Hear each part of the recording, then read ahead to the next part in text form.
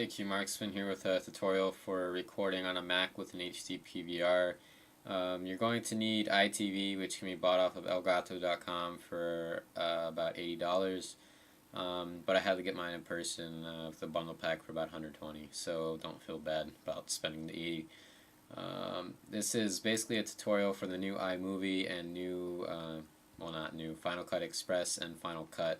The new iMovie I do not have, but I can show you what settings you should be using to get the best quality out of your videos that YouTubers that I know have found for HD 720p gameplay. So we're going to get started.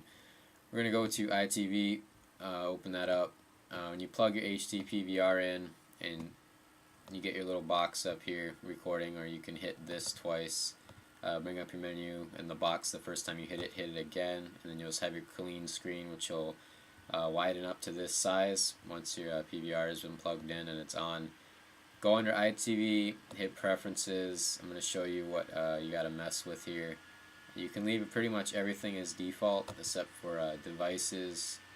Under Devices, you obviously want to select HPOG and you want to go select HD PVR. Once you've done that, go to the quality. On default, it'll be on good, better, or best.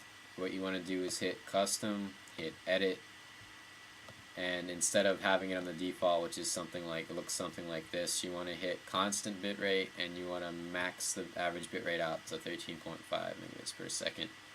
And then leave the audio as standard AC. That's all good. X out of that.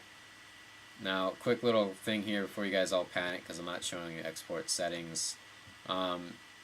What you want to do is obviously just hit this button to start recording and then hit it again to stop. And when you see this little timer down here, don't panic.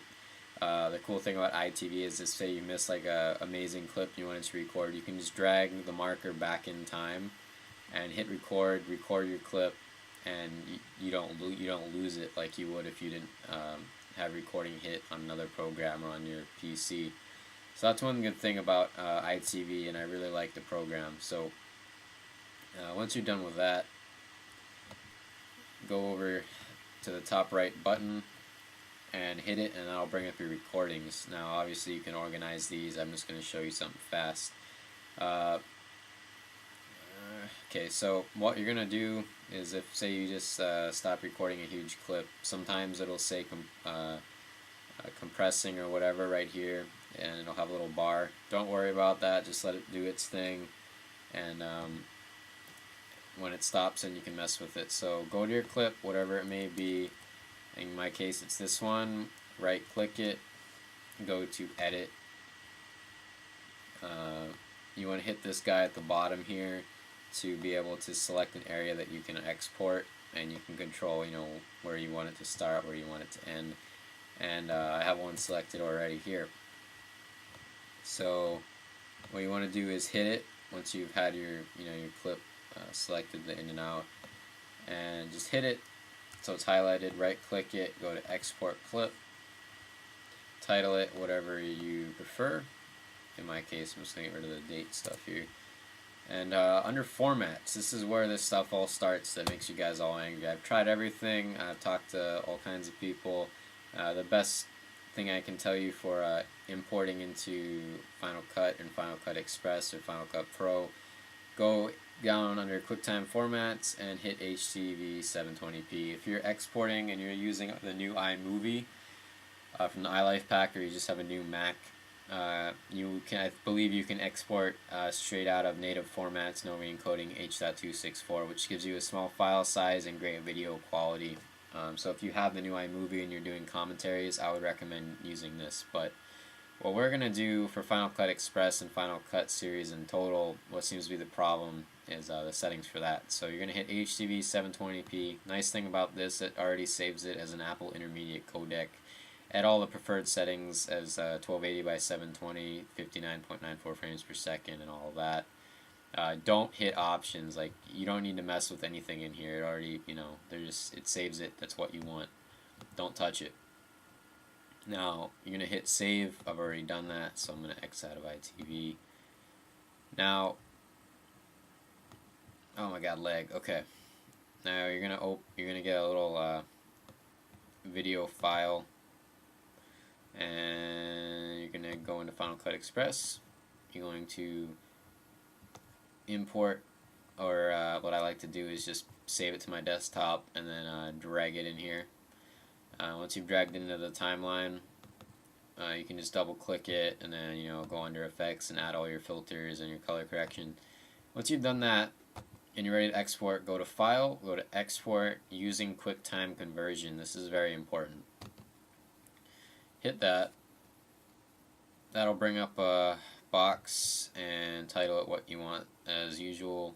Under Formats, go all the way to the bottom to MPEG-4. Again, this is what works best with Final Cut from what I've seen so far. MPEG-4, go to Options, and default this is what it'll look like. It's just a mess. You don't know what to do. Go on, it'll be default MP4 ISMA. Go to MP4. Once you've done that, go under Video Format and hit H.264.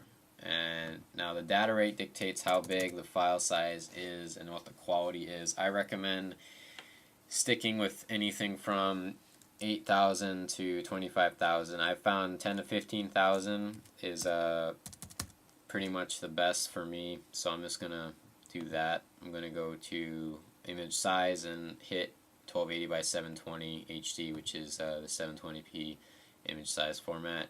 Go to frame rate, hit 59.94 because that's what we exported it from EyeTv, and that's what works great. Keyframe, you can leave it as every. I like to put it as automatic. Under video options, leave the restrict profiles alone. Under encoding mode, best quality multi-pass, faster encode single pass speaks for itself. There's not a huge quality difference, but if you're exporting something that it's like your baby, you want to make sure it looks just as good as it can, then hit best quality. It'll for some reason on my computer it starts at like a random percent and then it'll take forever, and then the second half it'll just all of a sudden be done, so it's kind of weird. But leave it as faster encode for typical use. It works good. You shouldn't be disappointed at all. And then hit OK and hit OK. You don't need to change any of the audio settings. And then you'd hit save, and then it'll export it.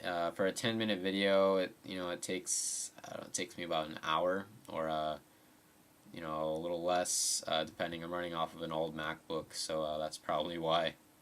Okay, so once you've done that, you're good to go. And the final video quality can be found on my channel on pretty much any of my videos. The best one I would have to say that I've tweaked recently was one I put of a Genocide 47 clip. You can go check out. It's under my recent, I think, uploads on my channel. This is a clip here. You can kind of see the quality. It lags like hell because I have all these programs open right now and I'm recording, but it doesn't look as good over ScreenFlow either. But it's really good. So I recommend using the settings I just used to export from Final Cut Express. Use those exact same settings for when you export from iMovie, and you'll be all set. That's the cool thing. Those settings are pretty much golden for either iMovie or Final Cut Pro, Final Cut Express. So hope this helped you guys out. If you have any questions, I can try to answer them, but I might be quite busy. So peace out. See you later.